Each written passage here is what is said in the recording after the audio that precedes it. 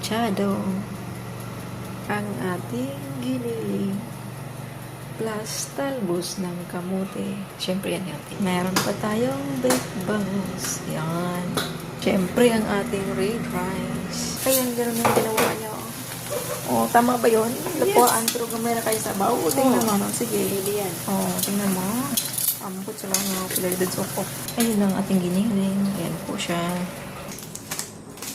Ito ang ating baked bangus. We have to open it guys before we serve. Ayun. Kailangan. Ingat po. So inside Na may has salted egg, tomato, and onion. So now dinner is ready to serve.